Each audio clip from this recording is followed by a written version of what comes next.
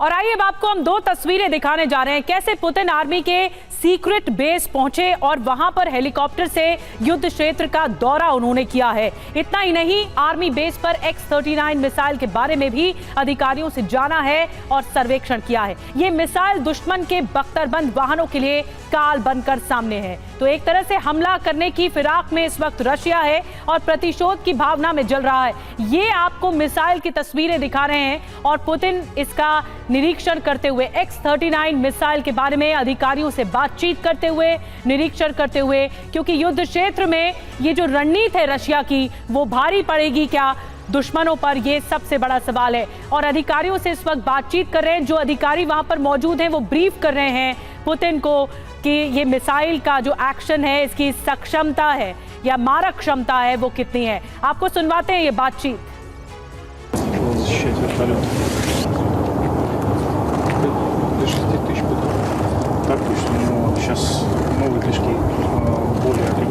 Ну и одна из лучших разработок нашего ВПК – это ракета Х-39. Это многоцелевая ракета, которая позволяет работать по бронированной технике, по укрепленным районам, по районам дислокации личного состава, мосты, переправы.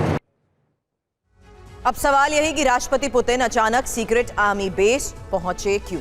इसके पीछे कई सवाल भी खड़े हो रहे हैं। सीधे इंफॉर्मेशन वॉल का रुख करते हुए उन्हीं सवालों के तहत सबसे पहले ये जानने की भी कोशिश होगी कि क्या यूक्रेन में बड़े हमले की तैयारी की जा रही है। दूसरा महत्वपूर्ण सवाल कि मॉस्को के गुनहगारों को खत्म करने का किस तरीके से निधि प्लान तैयार किया गया है। बिल्कुल सुरभि, और जानकारी ये भी मिल रही कि अचानक सीक्रेट आर्मी बेस पर जो पहुंचे हैं पुतिन, कोई बड़ी तैयारी है या बड़ी प्लानिंग चल रही है। आर्मी बेस पर अधिकारियों के साथ मीटिंग क्यों की जा रही है? ये जो तस्वीरें हैं वो बहुत कुछ कहती हैं, संदेश देने की कोशिश है। X-39 मिसाइल के बारे में जानकारी क्यों जुटाई गई पुतिन के जरिए? ये क्या दस्तक दे रहा है कि बड़ी प्लानिंग की, और क्या यूक्रेन के खिलाफ एक बड़ा हमला करने की इस वक्त कोशिश है रशिया की?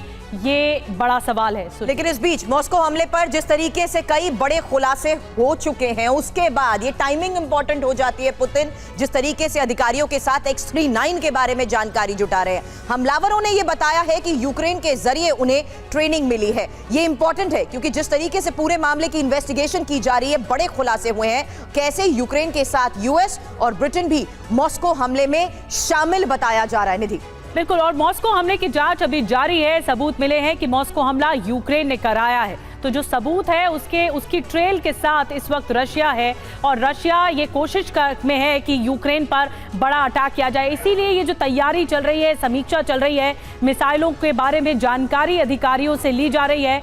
ये एक सवाल खड़ा करता है, क्या यूक्रेन पर बड़ा अटैक होगा?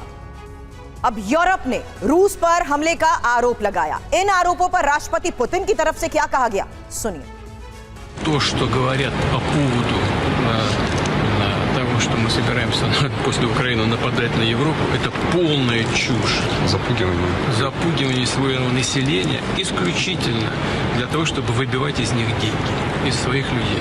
Тем более на фоне того, что экономика садится, уровень жизни падает, совершенно верно. Это очевидно просто. और पुतिन की अब हम आपको दो दिलचस्प तस्वीरें दिखाने जा रहे हैं। दो तस्वीरें आपको दिखाएंगे। पहली तस्वीर में पुतिन हेलीकॉप्टर की कॉकपिट में बैठे हुए नजर आ रहे हैं। देखिए तस्वीर जिसमें हेलीकॉप्टर के कॉकपिट में पुतिन है, तारीख भी आपको बता रहे हैं। दूसरी तस्वीर में पुतिन Tu-160M सुपरसोनिक सैन्य विमान में टेस्ट उड़ान भर रहे हैं। परमाणु हथियार ले जाने में सक्षम इस विमान की सवारी के दौरान पुतिन कॉकपिट के अंदर बैठे नजर आए।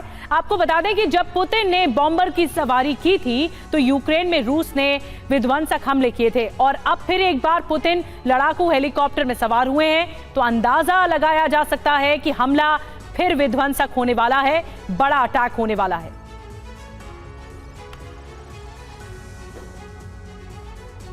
अब एक और इंफॉर्मेशन, मॉस्को अटैक के बाद हमले की क्या तैयारी है, यही सबसे बड़ा इस वक्त सवाल भी है। और जो इंफॉर्मेशन अभी तक सामने आ रही है उसके मुताबिक मॉस्को हमले के बाद सीक्रेट आर्मी बेस कैंप पर पहुंचे पुतिन की यह तस्वीर सामने आई है। हालांकि जिस तरीके से इस इलाके के टावर इलाके के बेस कैंप में घातक प्लान की तैयारी की जा रही है, उसको लेकर बड़े खुलासे हुए हैं। निधि, जी हाँ, नए लड़ाकू हेलीकॉप्टर के कॉकपिट में बैठे, हेलीकॉप्टर से युद्ध क्षेत्र का निरीक्षण किया, बेस कैंप पर मिसाइलों की तैयारी उन्होंने देखी, X-39 मिसाइल की खासियत को भी जाना।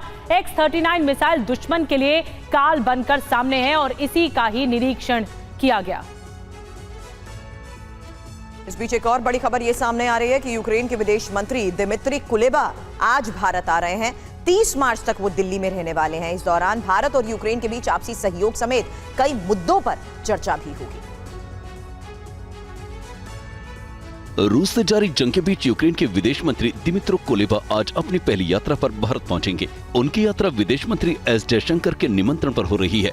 भारत पहुंचने से पहले यूक्रेन के विदेश मंत्री दिमित्रो कुलेबा ने सोशल मीडिया पोस्ट में कहा कि उनके दौरे से भारत यूक्रेन के रिश्ते और मजबूत होंगे। यूक्रेन और भारत को दो बड़े लोकतंत्र बताते हुए कुलेबा ने कहा कि उन्हें यकीन है कि हम अच्छे साझेदार बनने के लिए तैयार हैं। रूस यूक्रेन के बीच 2 साल से ज्यादा समय से जंग जारी है। इस संघर्ष के शांतिपूर्ण समाधान के प्रयासों के बीच यूक्रेनी विदेश मंत्री की भारत यात्रा काफी अहम मानी जा रही है। प्रधानमंत्री नरेंद्र मोदी ने 20 मार्च को यूक्रेन के राष्ट्रपति ज़ेलेंस्की और रूस के राष्ट्रपति पुतिन से टेलीफोन पर बात की थी, जिसमें पीएम मोदी ने दोनों देशों से जंग खत्म करने और विवाद को बातचीत और कूटनीति के जरिए सुलझाने की अपील की थी। 3 दिन के दौरे पर भारत आ रहे यूक्रेनी विदेश मंत्री भारतीय समकक्ष एस जयशंकर और डिप्टी NSA पंकज सिंह से मुलाकात करेंगे। वे बिजनेस समुदाय को भी संबोधित करेंगे।